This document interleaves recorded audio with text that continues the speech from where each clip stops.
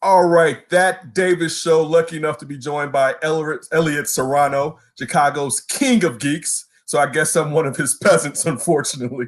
All right, so you can be on my you can be in my my parliament. You know, you can be part of the parliament. I'll take that, and also make sure that you get the Grumpy Cat's omnibus box set that's coming out. All right. First of all, with that, real quick, Elliott, it's all of the Grumpy Cat comic books that are going to be inside of this. Correct? This box set. This omnibus collects every Grumpy Cat story that was published the year before last, which was like a first. These books are really hard to find. The original run of Grumpy Cat went off like no one expected. It was a top seller not only in comic shops and in bookstores, but on Scholastic of all things. Really? Can I tell you what a buzz it gives you to see something that you've worked on selling next to Harry Potter and Captain Underpants? Okay. I'm telling you. So yeah, it's all the Grumpy Cat stories by myself. And a whole bunch of other writers, and it's a great big collection of the entire saga of Grumpy Cat, which hopefully will lead to more stories. But if you were looking for them, I say the Grumpy Cat book in itself, even if you didn't really know the memes so much, they're still out there. Mm-hmm. It's still a great series. It's a great young reader series. A lot of stuff that I wrote for all ages. There's jokes that the kids can get, jokes that grown-ups will get. And it's just a fun, it's like, let's say if Grumpy Cat was turned into a cartoon and then they decided to do a comic book adaptation of the cartoon, that's what the comic book is. And it's a lot of fun. So I highly encourage folks to go out and get it, especially if you've been looking for the original comics. And I go looking for the original comics on eBay and on Amazon, and man, are those prices through the roof. So I'm like, oh, okay, I'm grabbing a bunch of omnibuses because I have lots of friends who go, Elliott, can you sign Grumpy Cat for me? Sign. I go, if you get it, I'll sign it for you. But if you need me to get it for you, you're gonna have to wait a little while. Look, let me ask you this: when it comes to Grumpy Cat, and you just said the type of vein the comedy is in, or at least the parts that you are the lead writer on. So is this kind of like when we're talking about like today for the kids today, like Teen Titans Go, Animaniacs, and stuff like that, where it's like you look at it like it's a cartoon for children, but the jokes, you kind of got to be old enough to get the reference of what the jokes necessarily are. Okay. Oh yeah, I mean, because like there a lot of the writers who were working at it were way into comic books and science fiction. So we did things like have Grumpy Cat be a superhero. And one of mine was like an homage to Close Encounters of the Third Kind, where Grumpy Cat meets aliens from outer space who essentially come down and judge us based on what Grumpy Cat thinks, which is, oh boy. I also did one. I did The Good, the Bad, and the Ugly, but with Grumpy Cat. So if you didn't get that, like little kids go, Good, the Bad, the Ugly. What's that? The adults would be like, oh yeah, it's that Clint Eastwood movie. Yes, yes. So it was stuff like that. Yeah. So my last question on that: what was the impetus? Who came up with Grumpy Cat? Was this your idea? Who's the first idea to come up with Grumpy? Man, I wish I could take credit for that. This was through Dynamite Entertainment. That's the publisher that I've done pretty much all my work through. My Army of Darkness run was with Dynamite Entertainment. Homies, Dynamite. They approached me actually. They approached me and asked if I'd be interested in writing for it because I'd done all this work for them, and I like writing jokes. I mean, a lot of my stuff is very humor based. And they said, we're doing a Grumpy Cat comic book, and would you be interested? And I even said, I thought to myself, I didn't say this to them. I thought to myself, I go, a comic book? Wait, this is the cat, right? With all the memes. I mean, don't get me wrong. I love cats, and I thought the memes were great. But I'm going, can we really make a comic book out of this? And I thought, I honestly, my initial thought was, this is the dumbest idea I've ever heard. But then I said, yeah, I'll give it a shot. Sure, I'll do it. They asked me, so I'll do it. I'll give it a shot. And then when I started seeing the character designs and how the whole thing was put together, I'm there going, oh, see, now this is brilliant. Now I see why they thought it could be a comic book. Okay. And I'm so grateful because it's again, outside of Army of Darkness, it is my most successful work. Yeah, every time I would have it with me and I go to conventions and I bring stacks of Grumpy Cat comics with me, they'd sell out. The kids would want to, the parents would buy them all up for their kids, and they'd have me sign them for the kids. Oh, and another great thing about signing a Grumpy Cat comic book, and again, back to the humor of it all, is I would say, okay, do you want me to just sign it to you as myself, or do you want me to make it like if it's from Grumpy Cat? And the kids are always going like, no, make it from Grumpy Cat, which pretty much gives me license to insult them. Because I can write like an insulting thing like, this is my comic book. I met you at Comic-Con. It was terrible. Signed Grumpy Cat. And they love it. I'm like, okay. So that was the humor of it. The kids loved it. I enjoyed it. And it's a lot of fun. So hopefully the omnibus, people buy it. It's through Blaze Publishing. They've got the license now for all the Grumpy Cat stories, and hopefully they'll start a new series after that, because I think it's a lot of fun. I mean, Grumpy Cat, rest in peace. She passed away over a year ago. Keeping her memory alive and keep the stories going. She's a great character to work with. So I hope they do some more.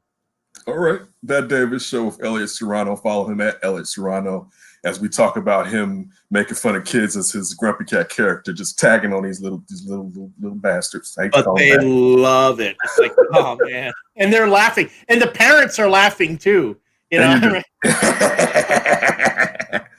look, we have to get into the reason why I asked you to come on, and that is The Mandalorian Season 2. My son had the audacity. I pulled him in. We pulled him into the Star Wars world. We would go look at the sequels together. The last one we didn't go see at the show. No, maybe the second to last one was the one we didn't go see at the show. None of them were great. I wasn't as upset as everyone else, but they still missed the mark to some degree, to say the least. But my son said that after we watched the last episode, he said that season 1 was better than season 2. Me and old lady looked at him like, what the hell are you talking about? Right? Like, did you just see Yoda walk off with Luke Skywalker? Also, I have to say this: spoilers. Yeah, you just dropped the biggest spoiler right there. It's going to be on the post. It'll be on the post. So before that, if you have not watched any, let alone all of season 2 of The Mandalorian, you should not listen to this interview if you care not to be spoiled, to say the least. Dude, I mean, let's face it. If you haven't seen the episode by now, but you've been on the internet, you've been spoiled. There's no way around it. It's already out it was out on social media. A whole bunch of websites already started throwing up their reviews. And even though they quote unquote put spoiler in the title, they said spoilers to come. Luke Skywalker. I'm like, see, you're right there. You put it in the header right there. You're spoiling it in your header. If you went on YouTube, all these channels suddenly were doing their reaction videos to the scenes, and someone also did their own deep fake, improving on the CGI job that Lucasfilm did. So again, if you're listening to this and you haven't been spoiled, wow, right, I want to learn how to separate myself from the rest of the world like you're doing. I'm surprised I wasn't spoiled, because I didn't watch it until Sunday, I believe, when I watched it. And I still hadn't, that's what I wanted to get it over with, because I was like, you know what, I'm about to be spoiled, so let's get it over. So listen, again, going back to my son, due to my son, I ended up watching, if not majority, all of Clone Wars and Rebels, the animations, right? And in that, it meant so much to me in this season of Mandalorian to see Bo-Katan and Ahsoka, especially if it's just live action Ahsoka. You know what I'm saying? Like, I feel like if you've followed her from being Anakin's Padawan to see her actually live in action and just kicking butt meant so much. So when you saw these characters in live actions, what were your thoughts? And did you also expect to see as many of these characters this season as we ended up seeing? Well, knowing that Dave Filoni was involved, I guess I should have, quote unquote, expected it. But there's a lot. That's been the thing about this particular show is that playing with the expectations that we have, and they also have to run like a balance between bringing in these characters from the animated series but doing it in a way that if, like, let's say you had never watched any of the animated series, it would still make sense to you. Mm-hmm. So, I think it was expertly done. I mean, because like for me, like I knew Bo-Katan and I know Sabine and all that because I was like all about Rebels. Rebels was my show. For some reason that one really clicked with me. Okay. Whereas Clone Wars, I haven't been able to make it through all of Clone Wars. I'm with you on that. I watched more. I think I watched all of Rebels, but I actually went back to Clone Wars a little bit in between Rebels. But I'm with you. I've seen the majority of Rebels more than Clone Wars. Yeah. So I mean, like, and that's why I was thinking. It's funny too because when you were talking about you didn't get spoiled till you saw it. I was mildly spoiled just the morning of the when it premiered on Disney Plus, when the finale premiered on Disney Plus, it was in my freaking Yahoo news feed. Mm-hmm. The Jedi comes to rescue. The Jedi that came to the rescue at the end of the season finale, and I'm like, crap. But I wasn't thinking who it was. I was thinking, and I wasn't even thinking Ahsoka. Oh, okay. I thought it was Ezra. I thought, okay, now we're going to see Ezra because Filoni already brought Ahsoka into the live action bit. And remember, there was all that talk on social media a while back. That one dude, I forgot the actor's name, who said, if you're going to have a live action Ezra Bridger, I would be him. And he had even a picture of himself. He had a beard, looked really good. And I thought, ooh, wouldn't it be clever if that was all like to prime us for the idea of Ezra showing up? That's the end. That's the back end. We'll get back because I thought it was Ezra. So I thought I was going to be bringing this to the conversation, and you just threw that out. Especially when we get to this, I'll say this part: when the saber came out, the family question was like, "Who has green?" And I said the two people who historically had green because I wasn't expecting the other person to pop out, let alone because the actor said he wasn't going to be doing it again. So, and that's with full regalia on. I'm still like, Ezra? Right? Like, just a chance. The rest of the family is like, no, that's so-and-so. I'm like, is it you, Ezra? Right? Because I didn't expect that. But again, like I said, I definitely want to jump to that end. Listen, as a kid growing up, I remember being a kid and Superman 4 was out. And my mother... Yeah, my mother...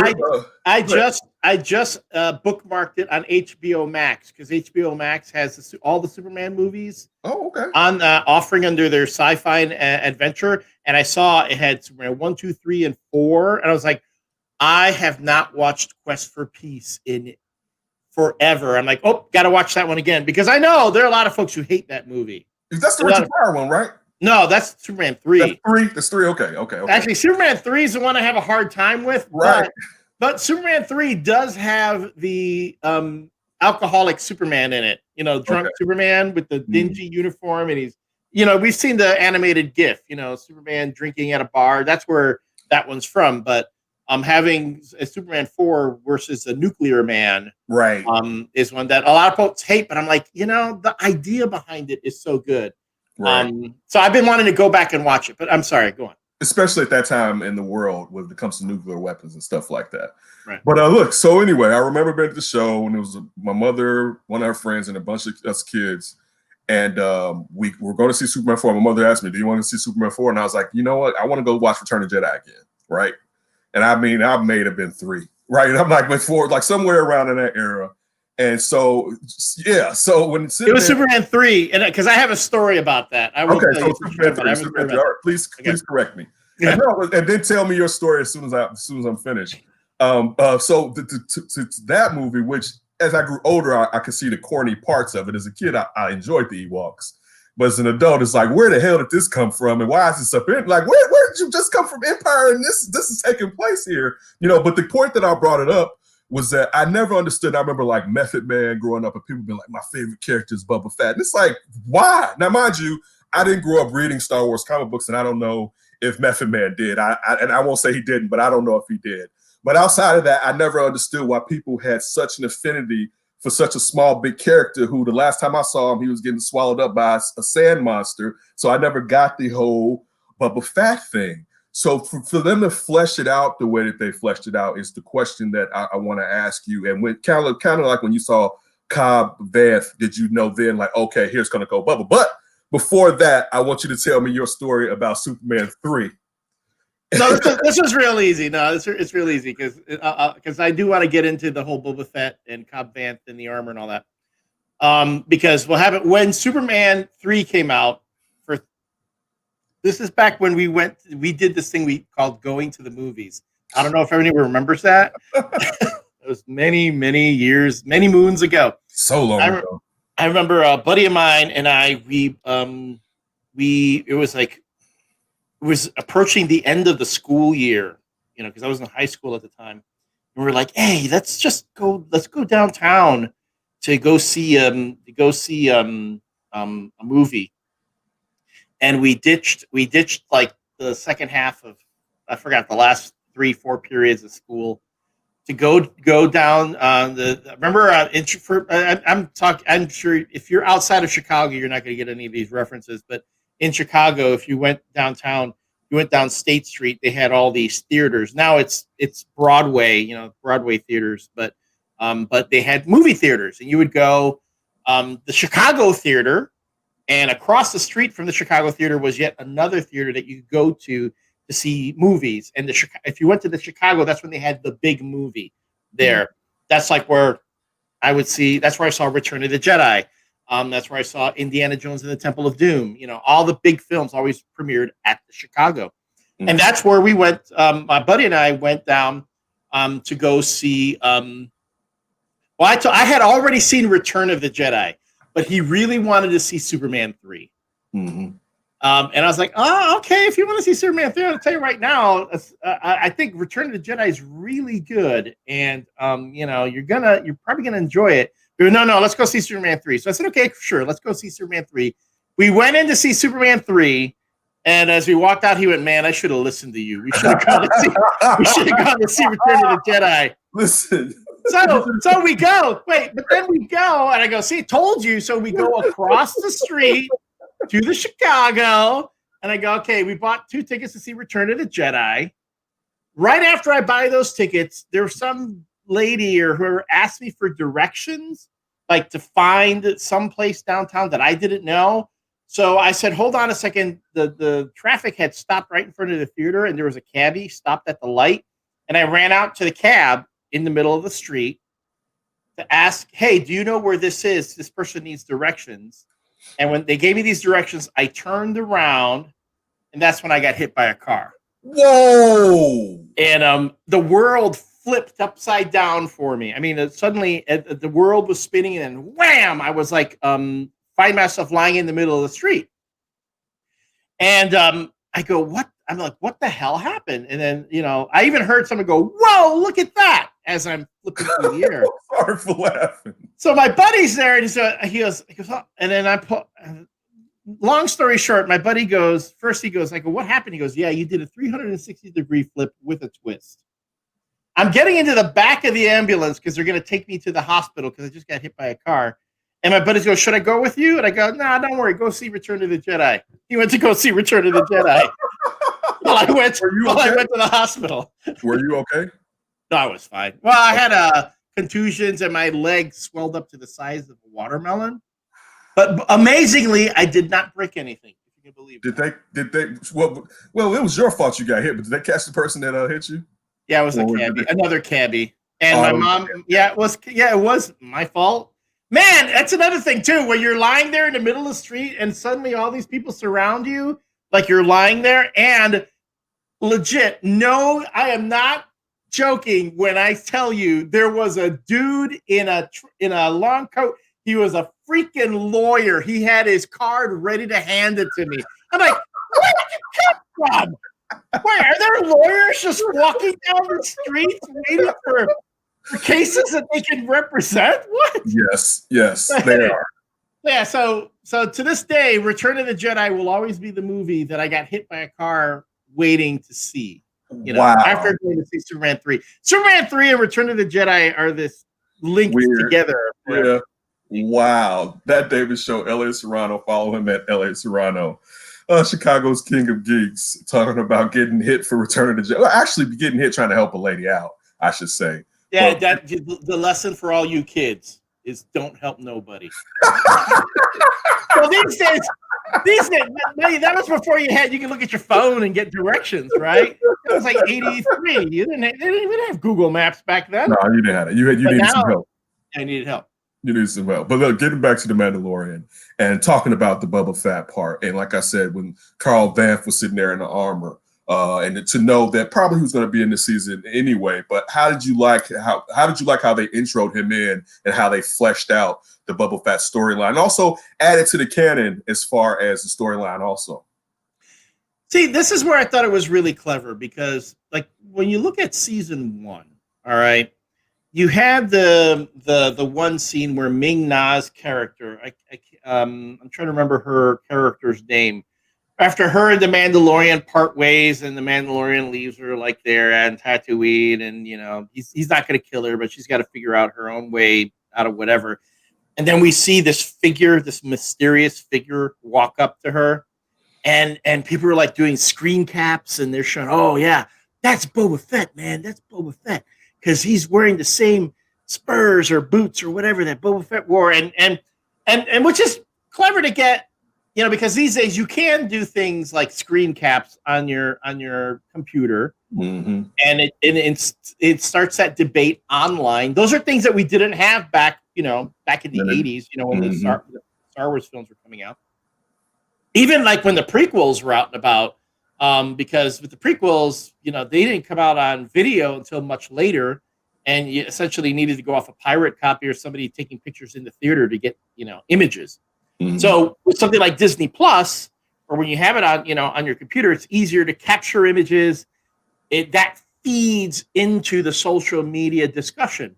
So I'm pretty sure the folks at Disney Plus, Jon Favreau, all of them, they know that if we just start dropping little things here and there, that'll get people talking, chittering about it, and then get see. So the more they're pushing, oh, it's Boba Fett, I'm going, that's not freaking Boba Fett. No way is that Boba Fett. They're not going to do that. I'm like, they're trying to be clever. They're trying to make it look like it's Boba Fett, but I'm too smart for that. I don't think it's Boba Fett. Because then when the dude from Justified shows up, and we know that's not Boba Fett because this dude is skinny and doesn't even fit in the armor. Right. Then I see, I told you it wasn't Boba Fett. Don't get all you people out there who thought it was Boba Fett. Don't you feel dumb now? And then 2 episodes later, oh, I was wrong. Elliot, real quick. So at the end, the episode you're just talking about, at the end of that episode, when they show the shadowy figure on the dune, did you believe you were wrong? And did you just like, oh, they are bringing Boba Fett in? Did you think that when they showed Boba Fett standing on the dune without the armor? See, that's the thing. I was going back and forth. And then I saw, it's Tamura. It's Tamura Morrison. I mean, what? And then I'm like, okay, wait, are they trying to fake me? I mean, this is like again, back to like you were saying about the season finale, where your eyes are seeing something, but you're not quite accepting it. And right. You keep waiting for them to do like a switch on you. Like, yeah, it's Tamura Morrison. Yeah, he looks like Boba Fett. And then they'll go, wait, are you Boba Fett? No, I was part of Clone Batch 31614. Like, okay, all right, thank you. You did it to me again.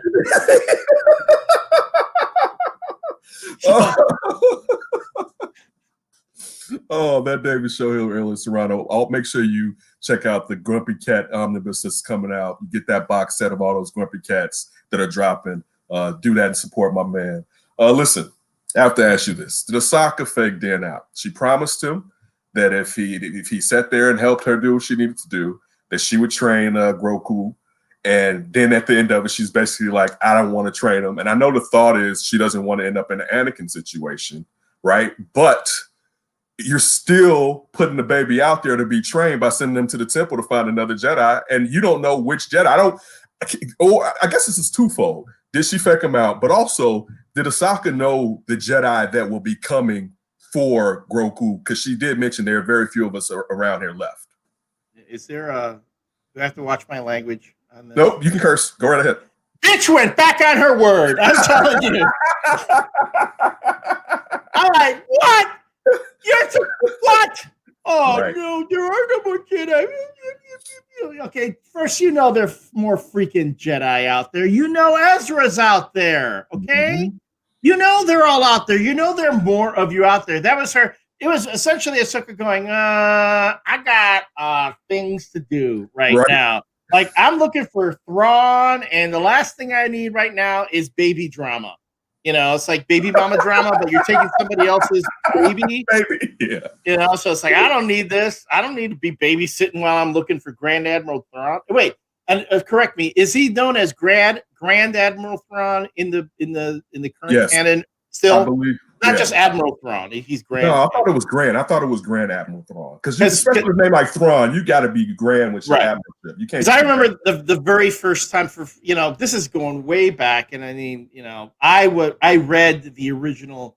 I remember buying the original Heir to the Empire series that Timothy Zahn wrote. Okay. Back when I had the hardcovers, and that's when you first met Grand Admiral Thrawn, which was that all those stories. Pardon me. All those stories kind of got swept away when they reset the canon. Yeah. But they brought back the same author, Timothy Zahn, to bring Admiral Thrawn back into the current canon. Okay. So there's always little bits and pieces that I have to remind myself, oh, that's the old guy, and then this is the old guy that they reimagined for the new version. So look, were you shocked? Well, no. Why was, I guess is what I want to say. Why was Din Mando shocked, or was he shocked when Cara Dune shot the pilot in the face? Because it's like, wait, I get you, like, I get to a point you could be shocked, but you kind of know who she is and how dude was egging her on, talking about just destroying her planet. Why do you think Din? And it's funny, I'm talking about he made a face when he has a helmet on, but still, he stared her down like, I can't believe you just shot that man, which also is prime time shooting person in the face. I rewound that 3 to 4 times because I was like, that's some great face shooting right there. That was good. See, but that's the magic of the Mandalorian character and the way they have him set up. Because first, for folks who may not realize this, it's not always Pedro Pascal under that helmet. Yeah. They have like a number of different folks who play the Mandalorian. Some are there just for the acting bits, and Pedro Pascal does the voice. He'll be in a studio doing the voice like he would for an animated character. And some are like the stunt guys, the guys who are doing it, getting the crap beat out of them. Which, by the way, the dude got the crap beat out of him in this episode. But the glory, the beauty of that character is that you have to bring part of yourself to that. So like there are a lot of times like, I'm looking at it and I'm going, this dude doesn't really seem to be emoting anything to me right now. And they're expecting me to come to the scene and go, oh, that emotion. Oh, what's he must be so shocked. But exactly what you're saying. He does a little pause here and there, gives you a moment to register how maybe you think he feels, and then boom, that's the emotion of the moment.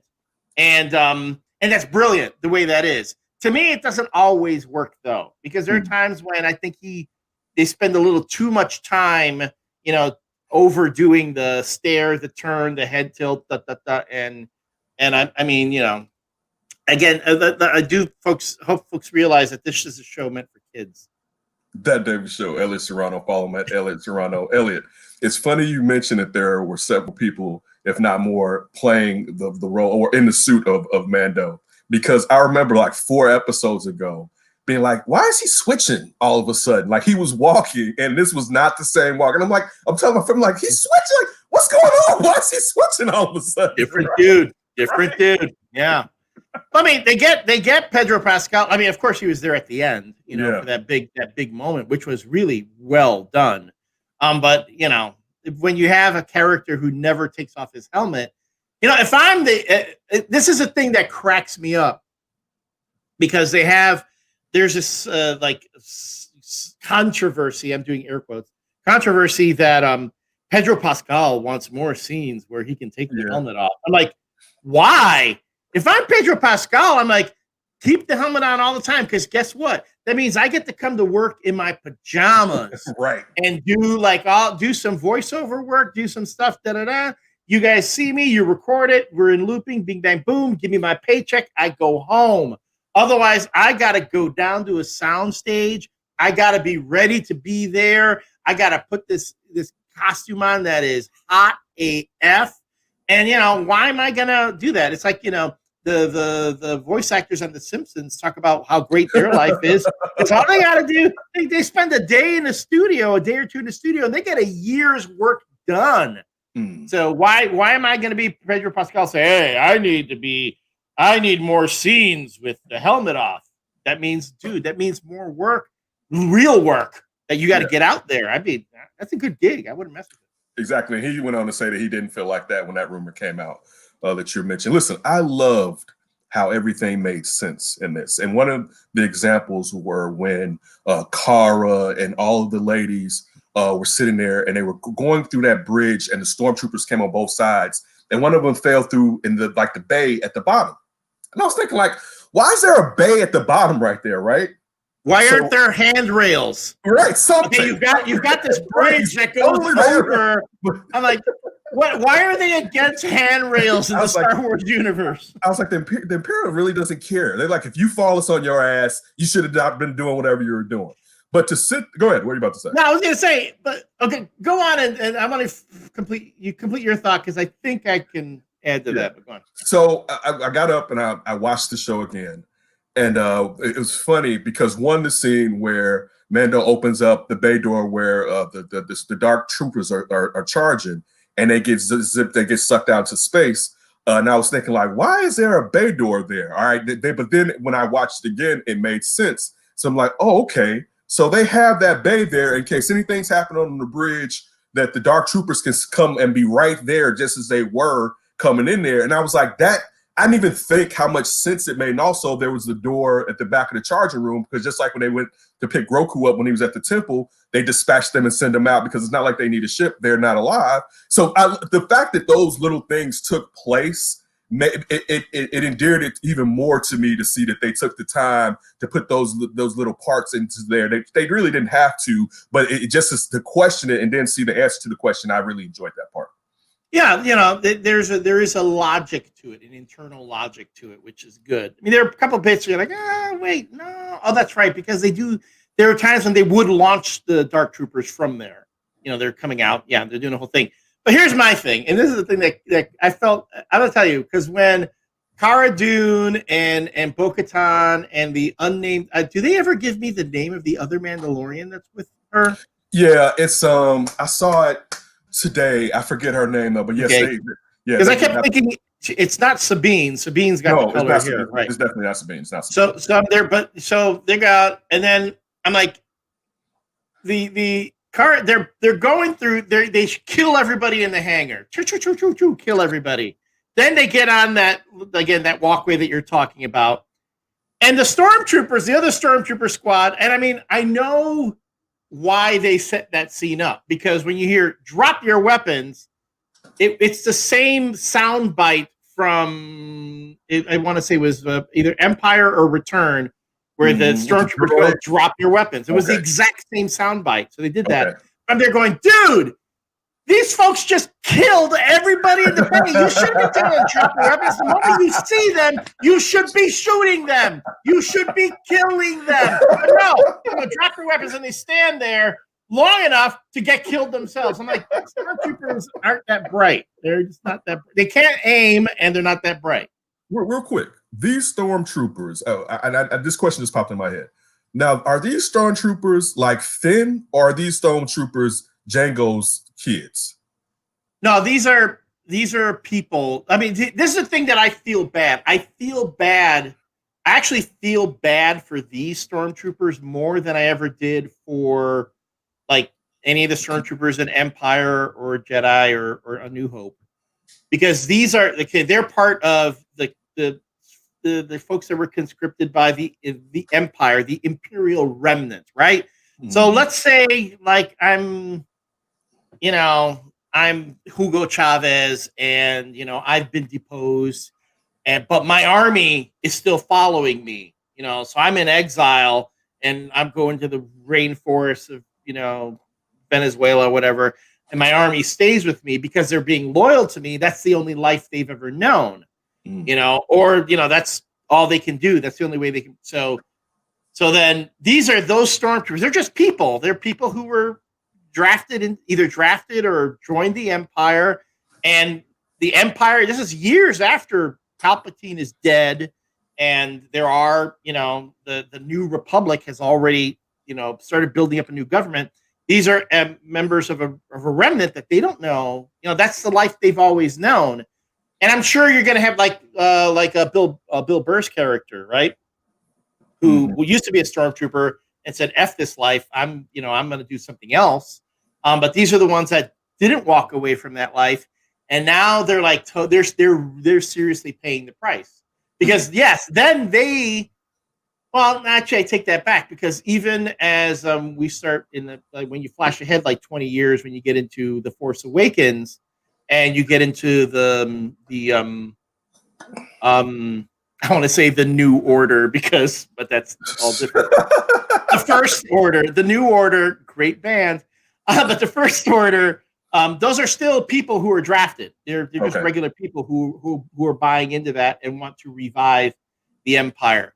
So no, they're not clones. They're just people. And I feel bad for them, because it's like Confederate soldiers who are still fighting the war, even though the Civil War is over. Just take off the uniform, go home to your family. And these are Confederate soldiers that haven't done that. And it's being a black person, I'll tell you this: fuck those soldiers. I know, but see, that's the thing. There you go. And that's why I went with that analogy, because essentially that's what we're supposed to think. Fuck those guys. Hey, they're the bad guys. I'm sorry. You know what? If you're not smart enough to stop being the bad guy, right? Take it off and walk away. Yeah. Then guess what? Sorry. Hey, you know what? I'm sorry. Sorry, not sorry. Look, the Dark Troopers. All right, that David Show, Elliott Serrano here with us. Follow him at Elliott Serrano. The Dark Troopers, and I didn't even really dig. I could have answered this myself, but I wanted to bring it up so other people can find out, because I think I may know the answer. They have some connection. They have some connection to the Force, because clearly they sensed Luke when he pulled up in the X-wing. They all turned around before he even pulled out his lightsaber. When that X-wing pulled up, they all stopped doing what they were doing and turned around.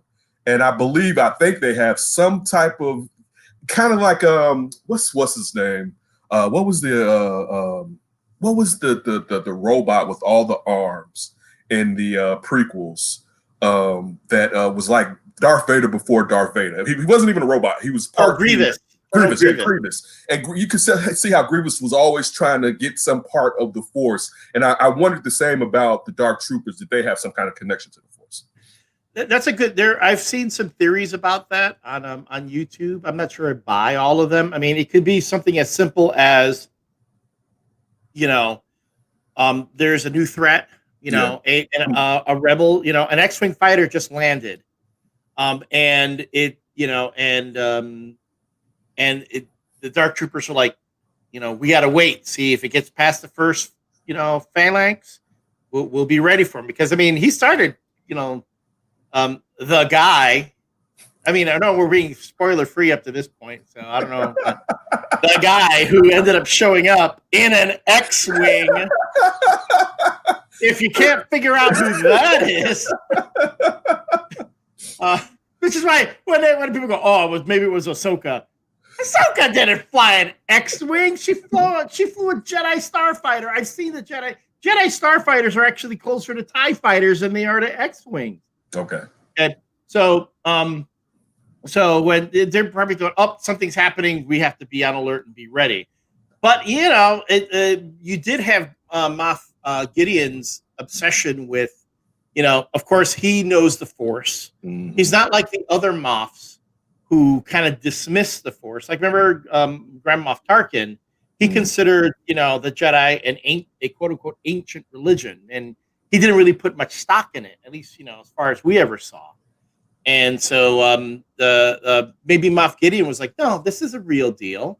It's possible that Dark Troopers were meant to be kind of like a Jedi deterrent, kind of like the droidicas were in Phantom Menace. Droidicas, they were pretty, Qui-Gon and Obi-Wan had their hands full dealing with just two of them. Right. The droidicas. I mean, the other droid troopers, not so much.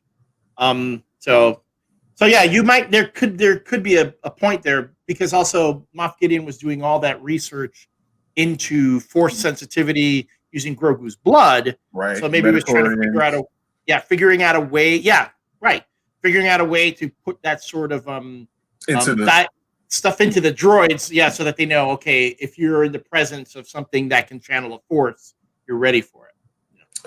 Look, speaking of Moff Gideon, did he intend for Din Mando to win? Because the only reason I'm saying that is because clearly it seems like he broke out. He knew that the girls were coming up on that bridge and everybody was about to die, right? But he knows, because at that point, I know that Mando was going for Baby Yoda. All right, I know that's where he's going, and the last thing I want to do is to sit there and give Bo this dark saber. Also, how dope was it to see the dark saber in live action at the end of last season, but then to see it again this season and being used like when I saw it at the end of last year, I was like, it's the dark saber, right?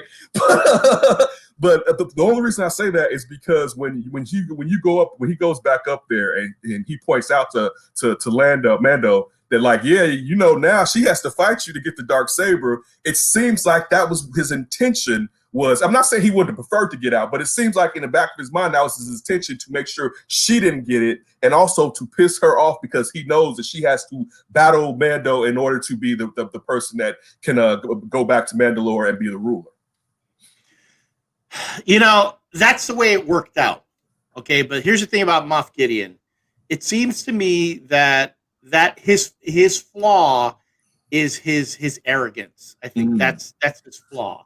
Because I'm going to tell you, if I'm Moff Gideon and I'm looking back on how things go down, I'm probably like, you know what? I'm going to let this guy take the kid and walk out of here. And then I'm going to walk out of here. I'm just going to get on a shuttle and I'm going to leave. I'm going to have the dark saber with me. All I did was lose a ship and some personnel, but I still have the dark saber, which is what Bo-Katan wants. And I pretty much, it's like the whole, he who fights and runs away lives to fight another day, right? Yeah, and he has Baby Yoda blood too. Yeah, and exactly that. So he pretty much has everything he needs. But he's like, oh, now I can take this guy down, forgetting the dude is like clad in Beskar armor, so he thought, oh, I can take this guy down. He's like, oh shit, oh no, wait a minute. This Beskar you could get your hands on. Yeah, it's like the best. And I'm like, which I want to thank Dave Filoni and Jon Favreau for finally answering the question that has been plaguing Star Wars nerds for forever, which is, can a lightsaber cut through adamantium? Because remember, they used to say, can a lightsaber cut through Wolverine's claws? Right. I'm going to tell you right now, Beskar armor is essentially adamantium. So I'm guessing it's going to be the same thing. So that debate's been settled.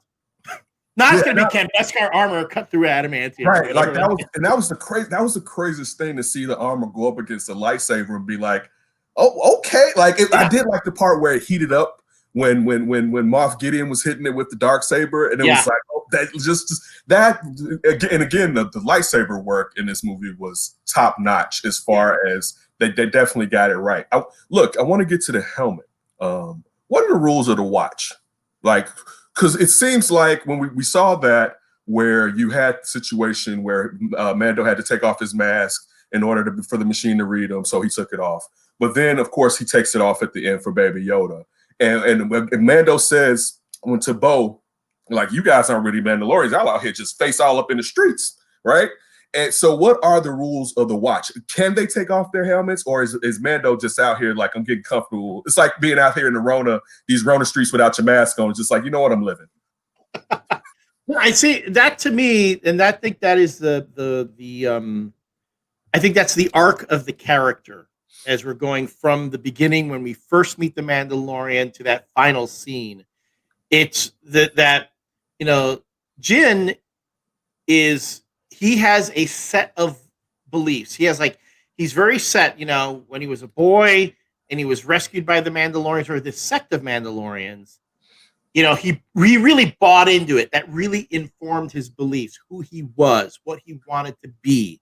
And like all of us, you grew up in a particular, type of religion, yeah, or kind of family, a different sort of culture that really defines you. You try very hard to adhere to that. And then, again, back to Bill Burr's character, who tells him, he goes, we all have things that we believe until we come to certain situations, right? And we find, we gotta adjust. We all have a line that we won't cross until it comes to a certain point, which is why I really like that episode, the previous episode, when the Mando has to take the helmet off so the thing will read his face. He decides right then and there, this mission, getting this kid back, means more to me than this belief that was instilled in me. And then again at the very end, where it's like, I might never see this kid again. You see, he takes the helmet off because it means more to that kid now, means more to him than the rules that the sect of Mandalorians instilled in him. So that's again this wide arc, this arc of the character where he goes from thinking maybe my life doesn't have to be in this box that I've set for myself. I mean, think about it. In the very first, and this was one of my criticisms in the very beginning of the show, was when in the first season, when the Mandalorian turns the child over to the client, the Werner Herzog character. And then, and he goes, but that's the rules of the guild. The guild is you do the job, you take your payment, you go. He goes and he gets all this Beskar armor, whatever the little bars were, and he gets it made into his, into newer, better armor. But what does he do? He reneges on the deal. He got his payment, but his conscience won't let him leave the child behind. So it's like, so now he's like, boom. And throughout the first, he's tried really sticking to his, quote unquote ethics or whatever in the first season. But it happens more and more in the second season, right? Where he's like, I got to do this because I got to adhere to the code. But man, it'd be really helpful if I didn't have to deal with this. Or actually, right now, the code is keeping me from doing certain things that I really want to do. So, so when you talk about what are the rules, I mean, the rules are what they are. But then it's also helpful, too, that he meets other Mandalorians who don't follow those rules. Right. They're like, and which is, I appreciated that they established that because, again, I watched Rebels for how long? And I'm there going, why is Jon Favreau telling me this dude can't take his helmet off? I saw Sabine take her helmet off all the time on Rebels. Right. This with Mandalorians, and I know she's a Mandalorian, and we saw all her Mandalorian family take their helmets off, and then it's like the whole, oh no, it's a particular sect. So when people go, Mandalorians don't do that, hashtag not all Mandalorians is the response. That David show, Elliott Serrano here with us. Here with me. Listen, so let's get to what we were saying at the spoiler, the big spoiler. Look, I was sitting there watching it. All right. Once you see the X-Wing fly past first, you're like, oh, okay. Right. So I'm thinking Ahsoka. And as you said that she wasn't flying an X-Wing. And I'm definitely thinking, all right, Ezra showing up. All right. They gave me Ahsoka. Why not have Ezra show up? Right. Sit there full on Return of the Jedi fit. All right. Jedi fit. All right. Full on Return. Because if you can remember being a kid, when you saw that, it was like, because that was like Luke being a grown-ass badass, right? So, and I said it, Luke. So when you sit there first, and we don't see, all we see is the saber, he has the hood on with the full black outfit, belt buckle. But I didn't see the family saw the hand, but see, even with the hand, he could still be Ezra, right? But listen, I was like you, though, with Bubba, I should have just let it all go. And I'm beginning to, but I'm still like, I know they're not Mark. Well, I didn't even think it was going to be Mark Hamill. All right, because can't even go on what you said about the actor that they said should play Ezra. There was also an actor they pointed out could play Luke that I saw a week ago. So I'm still not thinking it's actually Mark Hamill in this. So that's again, if you're a kid that you're an '80s kid, you want a little Mark Hamill on your Luke. I'm just being honest with you. Listen, on that note too, I love Donald Glover, but I need a little Billy D. Williams on my Lando. I mean, Lando got to have some sex appeal on him just for me. I got to put that out there. But so when did you change to believe that it was Luke Skywalker that was there destroying the Dark Troopers? Was it after he revealed himself, or how into the battle did you say, yeah, this has to be Luke? It was the green saber with the black hand, with the black glove hand, and that's when I was like, oh my God, this is, I like that. That was a scene that I had been waiting for forever. I mean, to see Luke live action, not a comic book, not a video game, although he turned into a video game character at the end.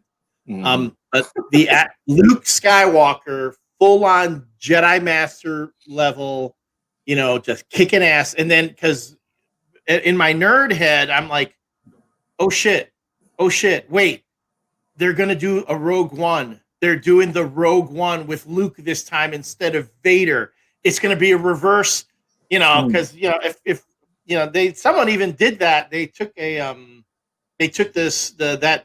that scene from Rogue One where Vader cuts down all the rebels in the hallway leading to the camp. And they do a side by side with Luke. Mm-hmm. And it was so, and then but even better, somebody else took they did a comparison of Anakin and Luke, and they took a whole bunch of stuff from not only from that scene in Rogue One, but also a lot of Hayden Christensen as Anakin Skywalker in Revenge of the Sith and some other Attack of the Clones, to show the style that Anakin fought in and how much Luke fought like him. So you can tell they really paid attention to that. A lot of folks were like, that's not the way Luke would do it. No, the point was they were looking at how he was like his father at this time. He was like parts Vader, parts Anakin. Just like the bit with when you see the first trailer to the Phantom Menace, and they do that brief clip where Qui-Gon and Obi-Wan are fighting Darth Maul, and Qui-Gon and Obi-Wan jump like across this they jump from this one platform to another to confront Maul, but Obi-Wan does a flip as he goes. Qui-Gon just jumps, but Obi-Wan does a flip, the same flip that Luke did in Empire Strikes Back. So so you see, I remember seeing that as a kid, going, "Oh shit, that Obi-Wan must have taught him that flip." That's where it comes from. So they were putting all that together. So I mean, I was convinced. The moment I saw the green saber, because it was even the same hilt.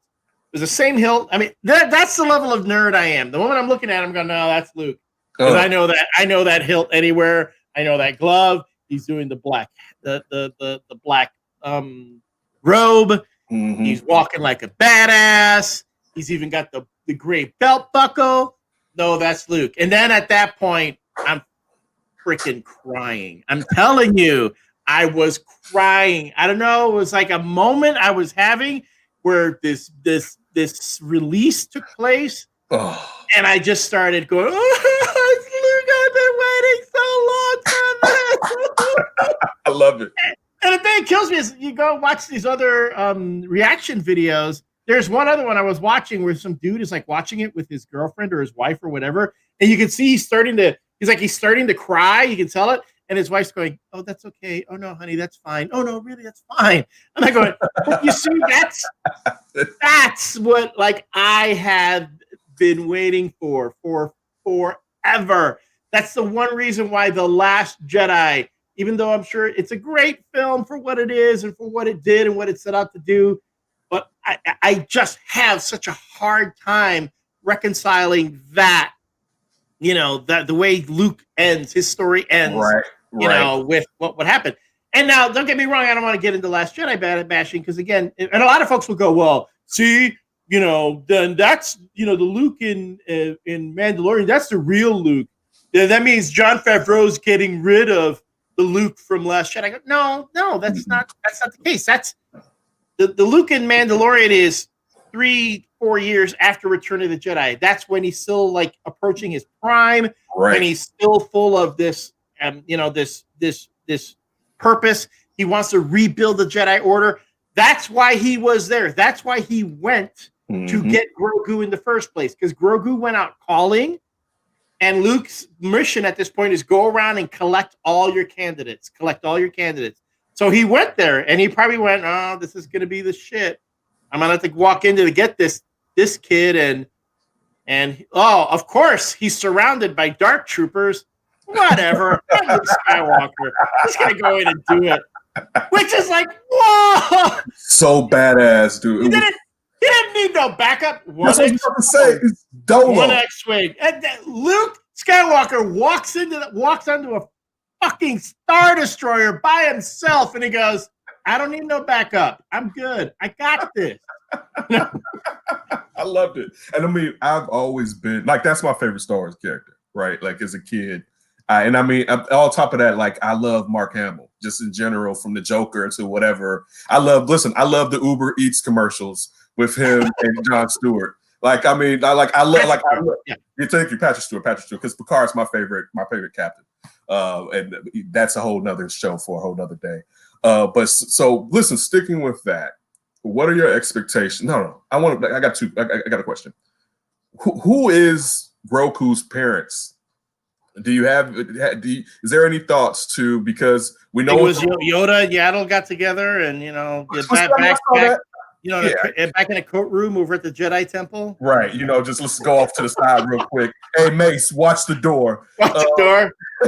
But so when the room a rocking is a knocking, do not come.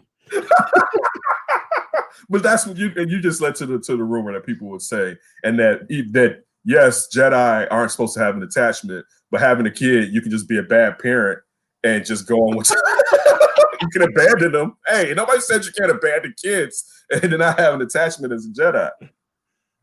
The thing about Grogu, I mean, it's like I'm going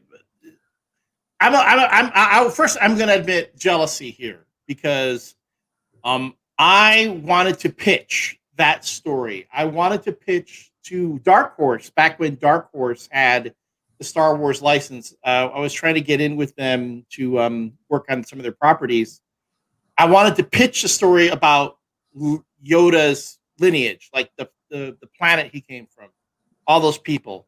I had a Yaddle story I wanted to write, So I was like, when later on it comes out that there's a creature of Yoda's species being introduced, I was like, damn it, that's what I wanted to do. So, but I give Jon Favreau credit, because he caught lightning in a bottle right there. He found that one question that was out there that no one really thought about. Because you look at like Star Wars trading cards, all the Star Wars literature databases, Wikipedia, and all that. You look up Yoda, and when it says species, unknown, planet of origin, unknown. It's never done. And mind you, and some folks will say, well, George Lucas did that on purpose. No, George Lucas admits he forgot. He just forgot to set that up for Yoda. But when he realized he forgot it, he said, well, you know what? It's because Yoda is that mysterious character who comes in, does his job, leaves. He's like the Bagger Vance of Star Wars, right? Just comes in, gives you your wisdom, then he moves on. Bounces out. Right. But Jon Favreau saw that, recognized it, said, okay, well, we can't bring in Yoda because Yoda's gone. But hey, we know that there are others of that species, so let's bring a younger Yoda in, a younger of that species, and make it the MacGuffin or the cub of our lone wolf and cub that we set up here, and work with that. And not only did that capture everybody's imagination and got people thinking, but it starts conversations like this, like, wait, is that Yoda's kid? Or what does it have to be Yoda's kid? Can it just be of his species? Because let's be honest. I got really annoyed after when John Boyega was introduced as Finn at The Force Awakens, and the first thing people kept saying is that Lando's kid? Oh, so in other words, you're saying in Star Wars all black people are related to each other. Is that what you're trying to say? Wait, speaking Grogu, of that, my child is not. Is Lando a clone? No. Okay, because I Lando, saw that.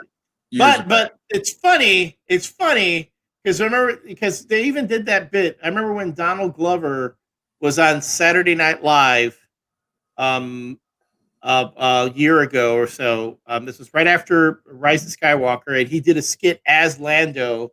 He was like, "It's the convention of all the black people in the Star Wars universe," and there are like 5 people there. So yeah, was it? But then. So that was a joke. It's like, oh, well, all black folks are related in Star Wars. And they're going, that is when people talk about that, I just find that kind of like intellectually offensive until Rise of Skywalker, where the character of Janna, the black woman who was a former stormtrooper, remember, who Finn meets? Yes. When they're going there, apparently, and I thank God they cut this out of the movie, but apparently, it was supposed to be pitched that she was actually Lando's daughter. Oh, that he lost like years before. So that whole bit where she goes, "I don't know who I am," and then he goes, "Well, let's find out together." It's like he's thinking, "Wait, who is this? Maybe this is the daughter that I lost." So I was like, "Oh no, don't do that. That's too quaint. That's no." The galaxy is very, very big. Infinite diversity and infinite combinations. Not everybody has to be related just because they're a certain skin color, or a certain species. All right, 2 more questions. It was heartwarming to me to see Bib Fortuna sitting on that throne, because as a kid, and Bib Fortuna is like me. He's gained a lot of weight over. Yes, but that's what made it great too. It's like fat Bib Fortuna, right? Just making all the next to Jabba, and I'm like, wait, that's dude that used to stand next to Jabba. When I see him sitting there, and it just so again watching going past through the credit scenes and seeing that extra clip in there, and then I'm hit with looking at the move for the book of Boba Fett, and my first thought was, wait, is this going to be like dark? But then I thought, you know what? Bubba kept his word when it came to, and he didn't have to, making sure that Grogu got back with the Mandalorian. So what are your thoughts? What were your thoughts when you saw Bib Fortuna? But what are your thoughts as far as what do you expect from the Boba Fett book? Well, it's going to be it's a spinoff, I should say. So people don't. Yeah. Book of Boba Fett. I mean, because the first thing was that Mandalorian is supposed to be like the seedy side of the Star Wars universe, right? But I'm guessing that in season 3 of The Mandalorian, he's going to get pulled into all that, reclaim the throne of Mandalore, help the people there. Again, getting back to exploring the culture of the Mandalorians and so on. So that's not that seedy, because it's like the Mandalores are like these noble, that's more Knights of the Round Table type stuff. So you can't get so seedy with that. Whereas if you have Boba Fett like on the, pretty much running the underworld on the Outer Rim in the spot that Jabba the Hutt once sat in, you're like, that's going to get seedy. That's going to be like, someone was saying that Deadwood in Star Wars. Okay. It was a Western. This was a Western, basically. Yeah. Well, like what Mandalorian is like part Western, part samurai movie. This is going to get totally, I'm thinking Book of Boba Fett's going to get totally Western. Okay. Totally very, very, very seedy, very underworld. Because a lot of folks, they don't realize how much power the Hutts had. And when you're on the outskirts, people say, well, it's Tatooine. It's like, if there is a bright center of the galaxy, Tatooine is the planet that's furthest from, right? Yeah. When you're way out there, out on the outskirts, the police don't care about you. The government doesn't care about you. You're pretty much, if you're the top guy there, you're the boss. You're the king. You run it. So when you're out there on the frontier, you're pretty much king. until someone else comes along and takes you down. All right. So that should be interesting. That should be interesting. Last one, Elliott. What are your expectations from the rest of these shows, and what are you most looking forward to? I'm looking forward to that the one that they haven't announced yet, where Luke Skywalker is rebuilding the Jedi Order and shit. Because if they think I'm going to be happy with 8 minutes of Jedi Master action, they are sorely mistaken.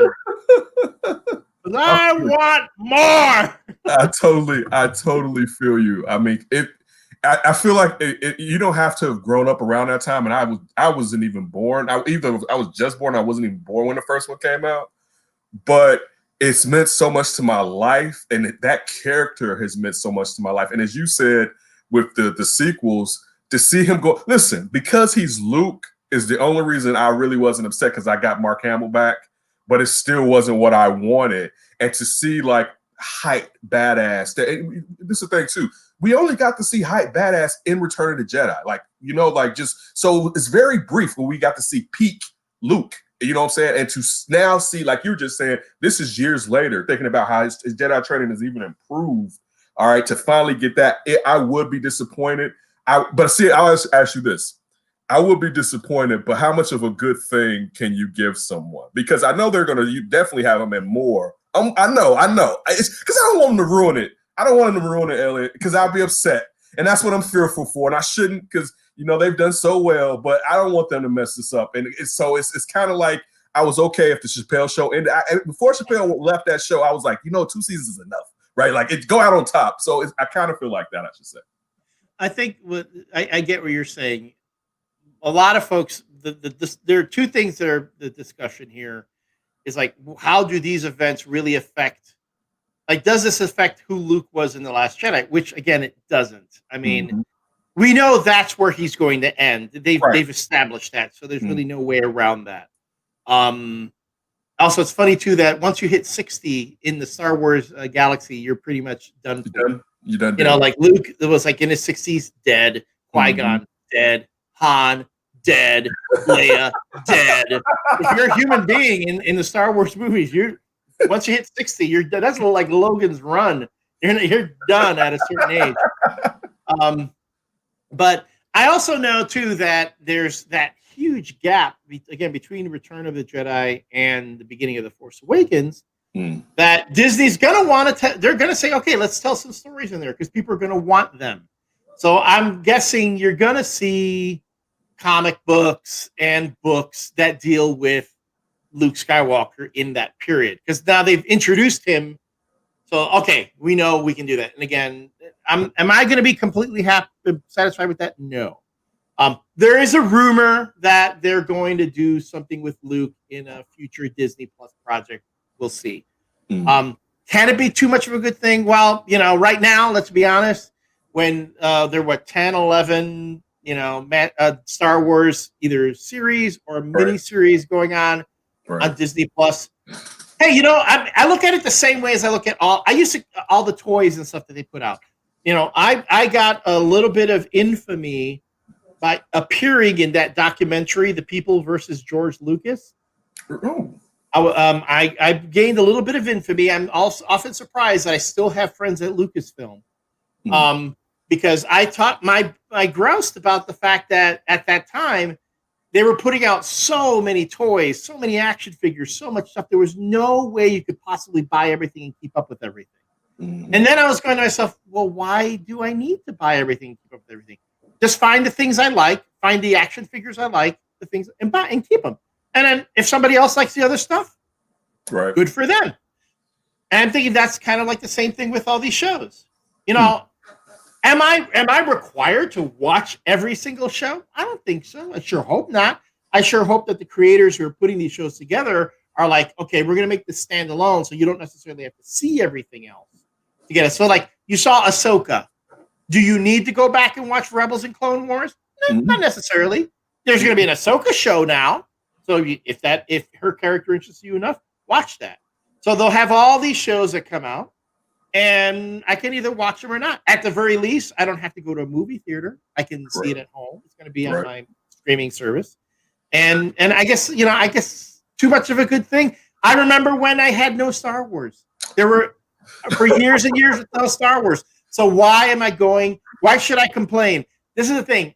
I'm an old man, and I got to stop complaining I feel you about having the good stuff. Elliott, I appreciate listening. And you're talking about all the toys and stuff. It makes me think about those Burger King glasses that they used to have. Okay, those I want. I want those. I know.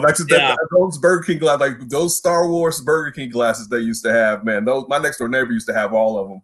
Those were sweet. I find those on every once in a while. I'll come across them on eBay, and I'm so tempted. Okay. And that was like the greatest thing they did a while back, where I think Burger King reissued them. They did the glasses again, and I'm still kicking myself for not just going through and getting them all the time. Right, man. Just definitely. They did them up, and then remember they released those action figures that were with those style glasses. Like they did an Obi-Wan Kenobi action figure, and it came with an Obi-Wan Kenobi glass in that style, but it wasn't glass; it was plastic. Okay, so you didn't have to worry about breaking them. I was like, oh man, I should have bought all of those. Yeah, dude, that's it's going to be worth something. But listen, everybody, make sure you go out and get the Grumpy Cat Omnibus. Check that out. Definitely support Elliott at Elliott Serrano. Follow him. Definitely the King Geek in the city of Chicago. Elliott Serrano joining me. I appreciate it on that David show. And you have a happy holidays, you and your family. You too. Definitely appreciate it.